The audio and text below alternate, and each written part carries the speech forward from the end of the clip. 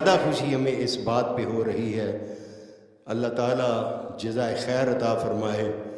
وہی جواں ہے قبیلے کی آنکھوں کا تارا، شباب جس کا ہو بیداغ ضرب ہو کاری۔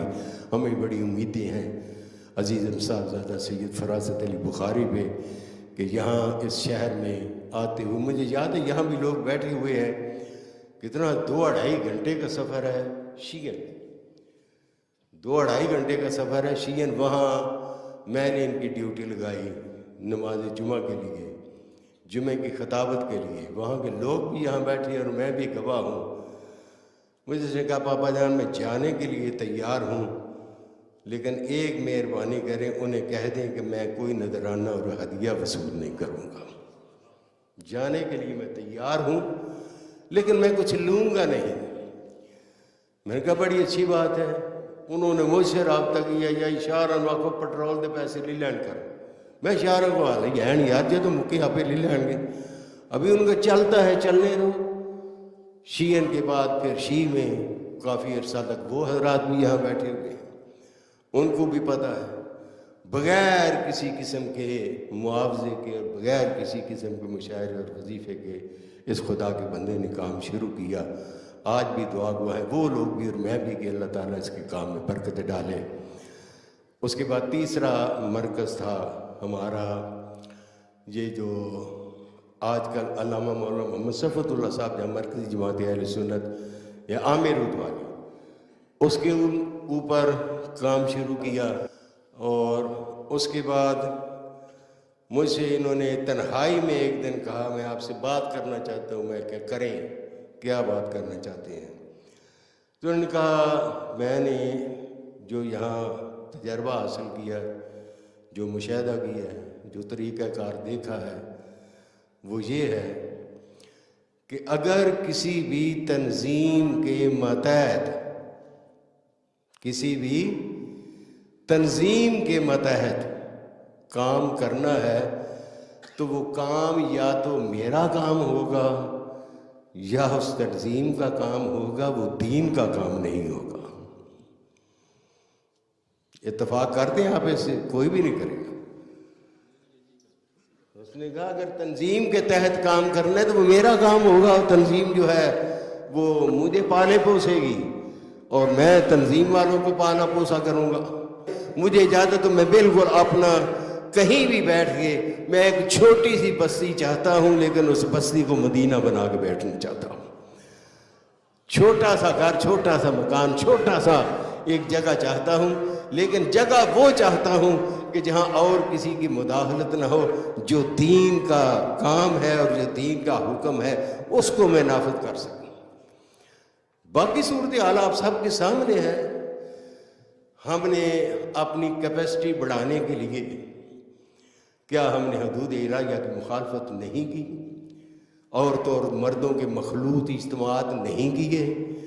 عورتوں کو، لڑکیوں کو عورتوں اور مردوں کے مخلوط اجتماعات میں اسٹیج کے اوپر ہم نہیں لائے؟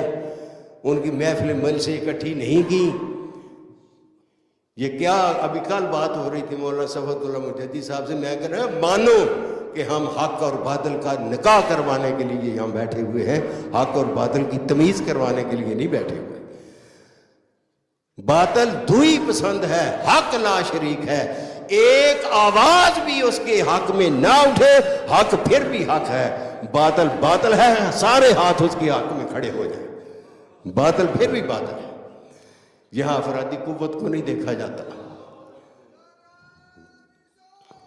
یا رسول اللہ،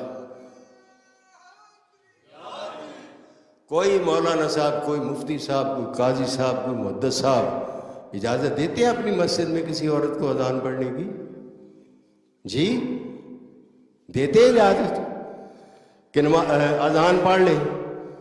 نعت پڑھنے کی کیسے دے دیتے ہیں؟ قصیدہ پڑھنے کی کیسے دے دیتے ہیں؟ اور پھر وہ بھی کیا کہوں، ہم اگر عرض کریں گے تو شکایت ہوگی۔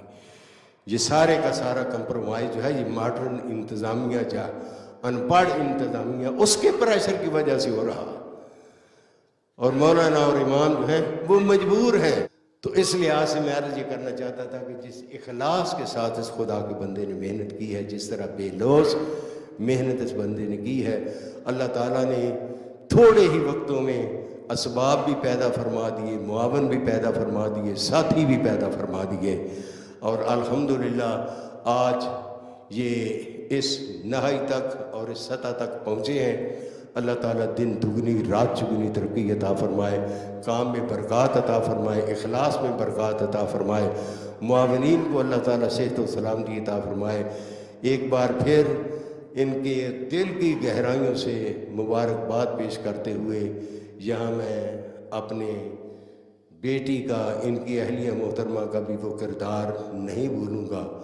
بچوں کی نگہداشت پوری ذمہ داری کے ساتھ، میں اپنے خاندان میں بڑے بڑے اولیاء دیکھے اور موجود ہیں، اللہ تعالیٰ برکت عطا فرمائے، لیکن بچپن میں ان کی اولاد کو جتنا نماز کا پابند دیکھا میں نے اولیاء کو بھی نہیں دیکھا۔